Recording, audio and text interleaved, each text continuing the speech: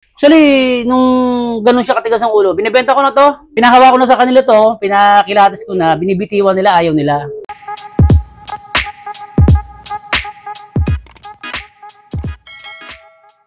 Pagbati po ng pag-ibig at kapayapaan, mga kalapatids.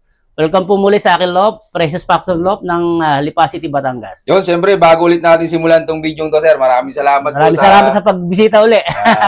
Yun, sa mga di nakakala, mga kalapatids, pangalawang balik na natin to sa kanya. Yun, sir, pwedeng malaman yung mga latest achievements mo nitong katatapos lang na karera. Oo, itong summer na to, 3 yung ating napa-champion na ibon.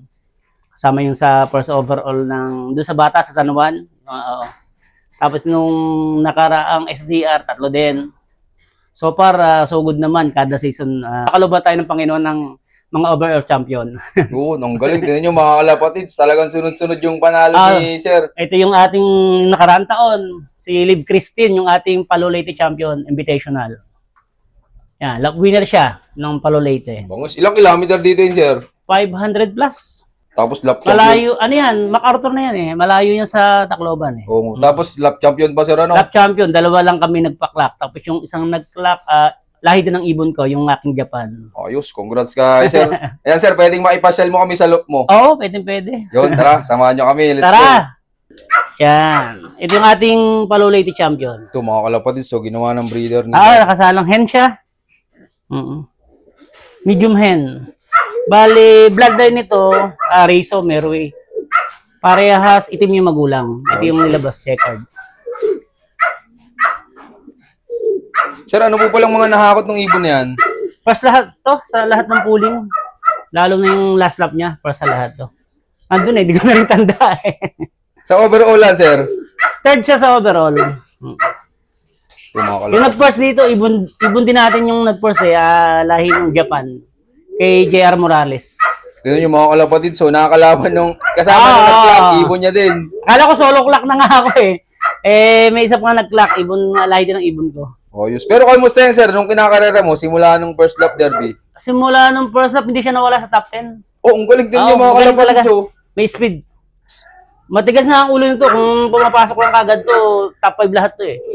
Pero yung ranking niya, hanggang Palo, hindi siya nawala sa top 10. Tapos nung last lap, lap winner siya, lap winner. Ang bangis na ito, mga kalapatid, so.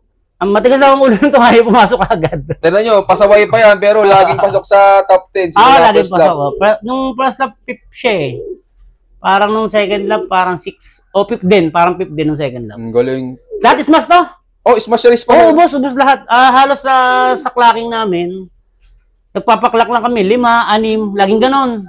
Walang clocking kami na madami. First and second lap, hanggang third lap, medyo madami-dami pa eh. Nung 4th lap hanggang last lap, halos ubusan na. Halos hindi maabot na ng 10 yung nagkaklak. Oh, yun, ang tindi nito mga kalapatids. Kaya pala talagang ginawa ng breeder isa sa paborito ko talaga to. Kasi talagang yung time na yun, ubusan talaga. So, umuulan, malakas ang hangin. Laging ganun, kada linggo ganun eh. Lahat ng 3 lap sa dulo. Oh, sir, anong lap mo binigyan pala ng asawa yan? Actually, sa umpisa pa lang, may asawa na. Kasi nga matigas ang ulo, kailangan ko talagang bigyan ng asawa. Kasi kung hindi ko bibigyan ng asawa, hindi ko talaga mapapapasok palagi eh. Minsan kasi nung wala pa siyang asawa, palaging happy na lang bumaba eh. Hapon siya umuwi. Kahit maaga siya dumating? Sa training, ganun. Pag nung wala pa siyang asawa, pumupunta siya sa puno, tapos hapon na lang siya bumaba. Bilis siya, alam kong hindi rin mananalo kasi hindi rin pumapasok agad. Sa bagay. So, ang ginawa ko nung magde-derby na, pinarisan ko siya. Yun, nagbago na yung ano niya. Actually, nung ganun siya katigas ang ulo, binibenta ko na to. Yung mga tropa tayo na bumisita dyan, pinahawakan ko na sa kanila. Siyempre, hindi nila napili kasi hindi nila alam yung magiging resulta. Pinahawa ko na sa kanila to, pinakilatis ko na, binibitiwan nila, ayaw nila. Tapos sabi ko, sige, laro na nga lang kita, diretso ko na lang. Binigyan ko na lang siya ng kaparis. Yun, simula nung binigyan ko ng kaparis, hindi na siya masyado tumatabay sa puno. Yun lang pala ang solusyon sa kanya, sir, ano? So, ganun yung ginagawa ko sa mga matitigas ang ulo, binibigyan ko ng asawa kagad. Tapos, sir, ano po palang ginawa mong preparation bago ikarga yan ng last lap? Last lap, motivation lang din. Binigyan ko sila ng magandang pwesto dun sa loft, sila mag-asawa. Para sila lang talaga yun nandun. Kasi, actually, isa siya na lang kinakarga ko eh. Nawala na yung isa ng kalbayog eh, yung isa yung kasama. So, sila na lang yung nasa loft. Binigyan ko sila ng, kumbaga, privacy sila mag-asawa. Tapos sa medication, Halo lang sa tubig, hindi ako masyadong magamot. Tapos honey na lang ng honey, ganun ginagawa ko. May ilang beses kayo nagbibigay ng honey, sir, sa isang linggo? Araw-araw. Araw-araw, sir? Wala naman kasing overdosage ang honey kasi di ba natural naman. Honey na may bawang, may nakahalong bawang na yun. Okay, so ano yun, sir, experiment mo o natutunan mo sa ibang tropa dyan? Kasi yung iba nagbabawang, nag-honey. So ang ginawa ko, pinagsama ko na. Tapos sinamahan ko na rin ng luyan dilaw. Araw-araw, sir? Oo, mayroon na akong bote na may timpla. May luyan dilaw, may sibuyas, mayroon ng lemon. Yun na yung binibigay ko. Nakababad na. Okay, so yun yung mga kalapatid. So, ang simple lang nung... Oo, ganun lang. Kamusta naman, sir, pagdating sa recovery, yung honey tsaka bawang? Sa recovery, okay naman din. Pero may iba pa akong binibigay sa kanya na pansalubong talaga. Yung tinitimpla ko. May ano kayo? Sa tubig. Sa tubig lang din. Hindi ako nagsusubok. Actually, hindi ko sila hinahawakan eh. Hinahawakan ko lang sila pag loading. Di more on ano pala kayo, sir, sa tubig lahat? Sa tubig lang. Saka sa patuka. Bakit, sir, ayaw nyo hipon madalas si ibon nyo? Nawawala yung kinis ng katawan nila eh. Yung balahibo nila eh. Nawawala yung, kumbaga, nagdudumi. Lalo na kung susubukan mo ng honey. Opo. Pagka sumasaya dito, nagdudungi sila. Oo. So, ginagawa ko yung honey sa tubig or sa patuka. Nung kinarga ko to nung last lap, kala mo, first lap pa lang eh. Kasi yung ganda yung kondisyon ng balahibo at katawan niya. Yan, congrats ka, sir. Tapos, sir, gaano ka kasi nung dumating po yan, nung galing last lap? Totoo, napaiyak ako eh. Napaluha ako kasi ang totoo yun. Kasi siyempre yung pasasalamat ko sa Diyos. Kasi nagpray ako nun eh. Nagpray talaga ako na umuwi siya kasi alam ko wala pa nakakapagpaklap. Actually, lagi naman kumakarga ng mga dulo. First time ko lang mag-lap champion. Even though na mas marami din ako lap champion sa bungad, siyempre mas gusto natin yun sa last lap mag-lap champion. By pakiramdam. Oo nga naman. Yan, congrats ka, sir. Tapos, abangan natin mga kalapatids, yung mga magiging anak na ito. Pang-south mo din, sir? Meron akong 2 North ngayon eh. Teresin nyo rin sa North? Tapos meron siyang mga anak na pang-south. Tapos, sir, saan mo naman pala naiparis yan? Sa first overall din. Nag-winner din ng Allen Summer yung kaparis niya. Yan, sir, pwedeng makita? Hindi, yung gagamitin kong pang-North yun yung unang anak niya. Pero yung asawa niya ngayon, yung Tacloban ko naman, nakapalit ni Precious.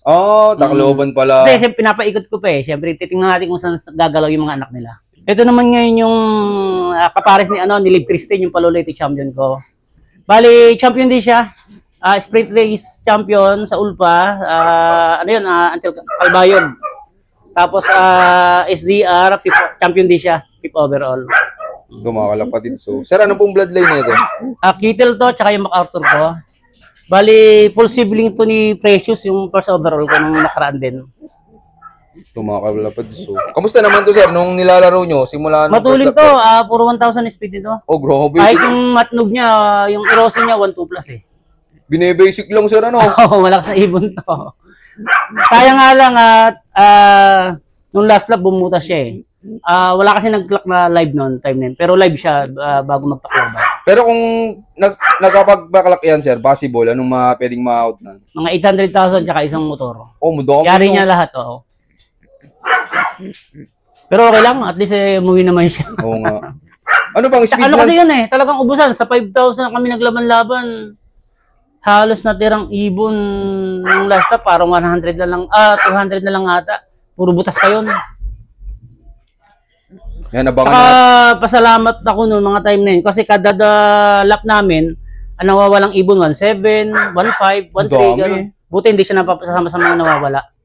Kasi ang dami talaga kasi, alam mo naman yung lambatan sa Bicol, di ba? Sa 5,000 nga halos kalahati lang natitira kada lap eh. Sa dami nang nawawala. So sobrang hirap ng karera. Hirap ng karera, labat na rin siguro, ganun. Pero ang tindi ng pairing na to, mga kalapatid. So, Palolete, tapos Tacloban finisher. Grabe, abangan natin yung pairing na to. Sir, baka may magtanong na viewers natin mag-out ka ba ng mga magiging anak nan? Pwede naman. Yan, nasa screen mga kalapatids yung Facebook name ni Sir, i-PM nyo na lang. Maganda rin nilipad dito kasi leading din to, bago magtakloban eh. Nasa number 3 siya, bago magtakloban. Hindi sir, matulin eh. Oo. Hindi nakadami rin yan sir sa mga pooling. Oo, nakakakabig na ng mga pooling to. Saka sa overallan, nakakuha din siya sa overall. Sa sprint tsaka sa nung last lap ng derby. Tinan nyo mga kalapatids, so hindi lang panduluhan. Kahit sa... Kahit yung kapatid niya, si Precious, yung first overall, dami rin kinabig nun. 7 times na pulling winner yun. Tapos yung last lap, Siya first siya sa lahat. Tinan nyo mga yung kapalit kalapatids. niya. Malaking bagay sa rin may pangbungad kaya no? Oo, kasi yung pambungad talaga, yun yung magsusuporta sa'yo sa kada lap sa entry yan. Kasi ngayon iba na eh. Kada lap na may entry yan, kada lap din may entry yan eh. Ito nga season na to, yung summer, siguro 40 plus ako sa pooling pa lang. Kasama yung last lap. Pambawi na talaga yun. Pambawi na sa mga pang-entry. Kasi hindi naman malaki din nagagastos kada lap, kada entry. Nalalakas na ibon to. Ang nanay niya imported galing ng Chok, Thailand. Ito mga kalapatids, so abangan natin yung pairing na to. Solid to. Yan, good luck pa sa mga susunod na karera ni Sir. Abangan natin. Salamat. Yun, shoutout nga para sa inyong lahat mga kalapatids. Maraming salamat syempre sa solid yung suporta. At bago ulit matapos tong video to, meron tayong ma-shoutout. Shoutout kay Mark Christian Ramos. At shoutout din kay Sir Jason Sanico. At syempre kay Boss Bersa Mansala Lop from Las Piñas. Shoutout. Shoutout din kay Three Brothers Lop at kay Regor James. Ayan, shoutout po. Shoutout din kay Boss Michael Basar at kay Astarod. At syempre, shoutout kay Precious Paxton Lop. Ayan, sir, happy birthday po. Today ay June 26. Ayan, happy birthday, sir. More blessing to come. Sa mga gusto pang magpa-shoutout, mag-comment lang kayo dyan sa baba. Syempre, makikishare na rin. So yun, keep watching and God bless you all. Thank you.